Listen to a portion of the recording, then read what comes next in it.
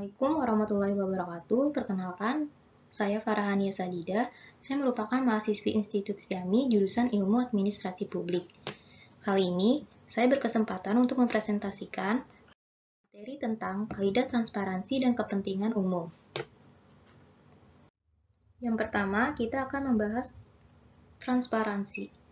Seperti yang kita tahu, Indonesia sedang berupaya mewujudkan good governance. Salah satu karakteristik dari good governance yaitu transparansi.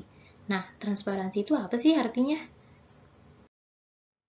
Di sini saya akan memberikan dua definisi transparansi. Yang pertama, menurut Agus Dwianto pada tahun 2006, transparansi sebagai penyediaan informasi tentang pemerintahan bagi publik dan dijaminnya kemudahan di dalam memperoleh informasi-informasi yang akurat dan memadai. Yang kedua, ada transparansi menurut Andrianto pada tahun 2007. Transparansi adalah keterbukaan secara sungguh-sungguh, menyeluruh, dan memberi tempat bagi partisipasi aktif dari seluruh lapisan masyarakat dalam proses pengelolaan sumber daya publik. Indikator untuk mengukur tingkat transparansi penyelenggaraan pemerintahan. Yang pertama, ada keterbukaan proses penyelenggaraan pelayanan publik. Jadi misalnya, birokrasi itu memberitahukan persyaratan apa saja yang harus dibawa, berapa biayanya, dan butuh waktu berapa lama, terus prosedurnya bagaimana. Selanjutnya, yang kedua, kemudahan memperoleh informasi mengenai berbagai aspek penyelenggaraan pelayanan publik. Jadi, masing-masing birokrasi itu bisa membuat kontak center. Jadi, kalau misalnya masyarakat membutuhkan layanan atau informasi, bisa langsung menghubungi kontak center yang sudah disediakan. Terus yang ketiga, kemudahan peraturan dan prosedur pelayanan dapat dipahami oleh pengguna. Jadi, peraturan dan prosedur itu harus dibuat secara sederhana dan mudah dipahami untuk mengurangi perbedaan interpretasi dari masyarakat. Selanjutnya ada tujuan transparansi. Pertama, salah satu wujud pertanggungjawaban pemerintah kepada masyarakat. Kedua, upaya peningkatan manajemen pengelolaan pemerintahan. Ketiga, upaya peningkatan manajemen pengelolaan dan penyelenggaraan pemerintahan yang baik dan mengurangi kesempatan praktek KKN. Prinsip transparansi. Pertama, adanya informasi yang mudah dipahami dan diakses. Kedua, adanya publikasi dan media mengenai proses kegiatan dan detail keuangan. Ketiga, adanya laporan berkala mengenai pendayagunaan sumber daya alam perkembangan proyek yang dapat diakses oleh umum. Keempat, laporan tahunan. Kelima, website atau media publikasi organisasi. Keenam, pedoman dalam penyebaran informasi. Ini prinsip menurut Humanitarian Forum Indonesia. Materi selanjutnya yang akan kita bahas tentang kepentingan umum misi organisasi publik. Untuk menilai kinerja organisasi, kita membutuhkan indikator atau kriteria-kriteria untuk mengukur secara jelas dan akurat. Namun, dalam organisasi publik sulit ditemukan indikator-indikator untuk mengukur kinerja mereka secara jelas. Di sini, Dwianto pada tahun 1995 menjelaskan bahwa kesulitan dalam pengukuran kinerja organisasi pelayanan publik sebagian muncul karena tujuan dan misi organisasi publik seringkali bukan hanya kabur, akan tetapi juga bersifat multidimensional. Organisasi publik memiliki stakeholders yang jauh lebih banyak dan kompleks ketimbang organisasi swasta. Organisasi publik seringkali memiliki kepentingan yang berbenturan satu dengan yang lainnya, akibatnya ukuran kinerja organisasi publik di mata para stakeholders juga menjadi berbeda-beda. Indikator yang biasanya digunakan untuk mengukur kinerja birokrasi publik menurut Dwianto pada tahun 1995.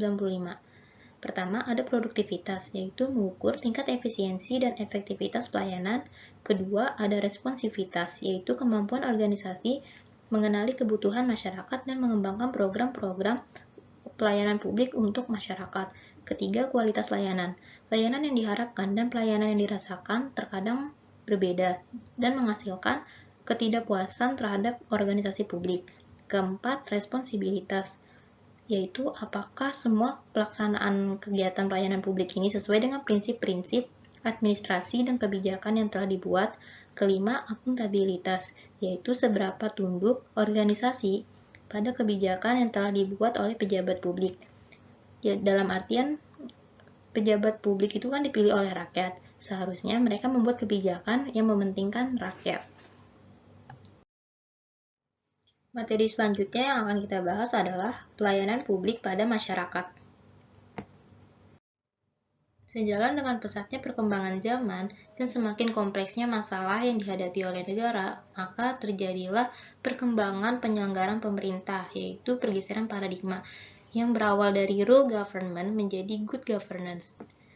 Tugas utama dalam rangka penguatan eksistensi pemerintahan termasuk pemerintahan daerah adalah menciptakan pemerintahan yang secara politik acceptable, secara hukum efektif, dan secara administratif dapat efisien. Tuntutan untuk mewujudkan good governance, kita harus melaksanakan clean government. Prinsip clean government 1. Kepastian hukum, 2. Akuntabilitas, 3. Transparansi, 4. Keadilan, 5. Profesionalisme, 6. Demokratis. Prinsip ini menurut World Bank dan UNDP.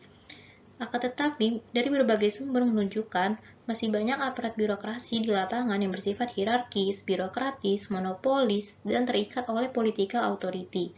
Ini menurut Utomo pada tahun 2002. Hal ini menjadi budaya birokrasi yang menginginkan balas jasa. Budaya dan mental birokrat seperti inilah yang sangat kontradiktif dengan prinsip clean government.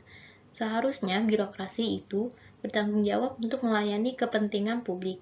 Tetapi dengan budaya yang terjadi di lapangan seperti ini, mereka mengabaikan tanggung jawabnya. Materi terakhir yang akan kita bahas adalah tentang reformasi birokrasi. Saya akan menjelaskan tentang reformasi.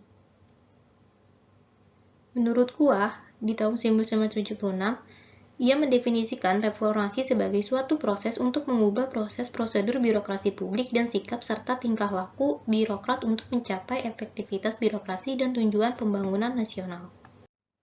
Seperti yang kita tahu, di Indonesia masih marak terjadi kasus korupsi oleh para aparat birokrasi.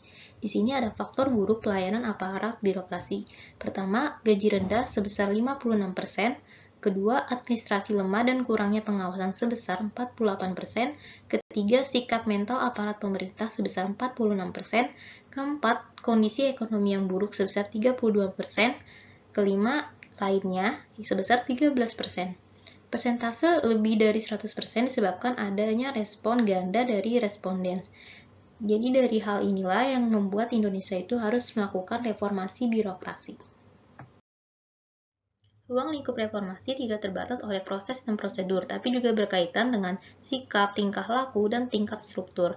Hal ini berarti bersinggungan dengan permasalahan tentang authority atau kekuasaan. Nah, hal-hal yang harus dilakukan pada reformasi birokrasi. 1. Mengembalikan birokrasi lagi untuk terfokus kepada fungsi, tugas, prinsip pelayanan publik. 2. Presiden menciptakan political will dalam melakukan reformasi di bidang birokrasi. Ketiga, melepaskan birokrasi sebagai alat politik. Keempat, mengubah birokrasi dari melayani pelanggan menjadi melayani masyarakat atau yang dikenal dengan serve citizen, not customers. Sekian presentasi yang dapat saya sampaikan. Terima kasih buat yang sudah menonton. Semoga materi yang saya sampaikan bisa bermanfaat buat kalian. Terima kasih.